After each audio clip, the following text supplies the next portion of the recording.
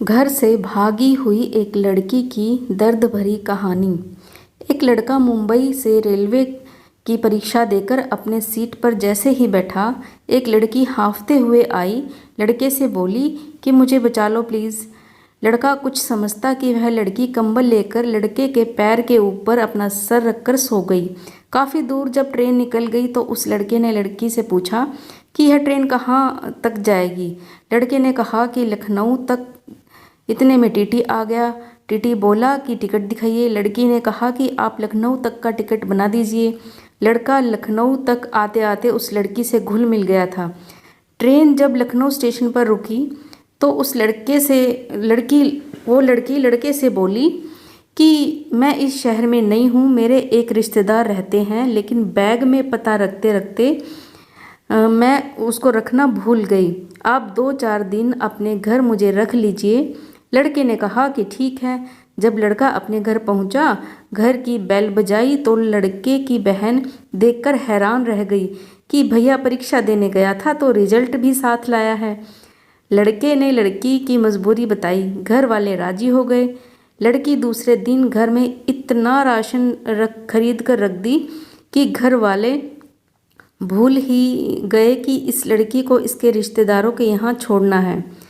लड़के की बहन की शादी तय हो गई थी, लेकिन 80,000 रुपये दहेज में कम पड़ रहे थे। लड़के के पिताजी लोन लेने की बात कर रहे थे। इतने में वह लड़की बोली कि बाबूजी आप लोन मत लीजिए, हम आपको दे देंगे, आपको जितने भी पैसे कम पड़ रहे हैं। शादी बड़ी धूमधाम से हुई। बहन की शादी के बाद लड़के ने लड़की से कहा कि मैं तुमसे प्यार करता हूँ, मुझसे शादी करोगी? लड़की बोली कि यही बात अम्मा बाबूजी के सामने रखिए। लड़के ने कहा कि यह बात अम्मा बाबूजी से राय लेकर ही बोल रहा हूँ। लड़की सबके सामने बोली कि मेरे बारे में बगैर जाने ही आप लोग शादी के बारे में सोच रहे हैं।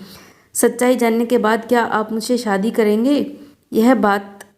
लड़की ने यह बात बताई कि मैं मुंबई के रेड लाइट एरिया के एक कोठे की वेश्या की बेटी हूँ। जब मुझे मालूम हुआ कि मेरी कीमत लग गई है तो माँ से बोली कि इस दलदल में मुझे मत डालो, मुझे पढ़ा लिखा कर क्या यही करने के लिए सोची हो? मुझे मेरी माँ ने कहा कि बेटी तू कहीं भाग जा। तब मैं भाग कर यहाँ आ गई। यह सुनकर सबके पांव तले जमीन खिसक गई और उस लड़की से सबने बोलना बंद कर दिया। यह बात तत्काल बेटी के ससुराल वालों को मालूम हुई। लड़की ने अपने पति से बोली कि मुझे अपने मायके जाना है। वह लड़की मायके जैसे ही पहुंची, लड़की अपना कपड़ा समेटकर घर से निकलने वाली थी कि लड़की ने कहा कि कहाँ जा रही हो? वह बोली कि भगवान जाने। इतना कहकर वह फपक फपक कर रोने लगी।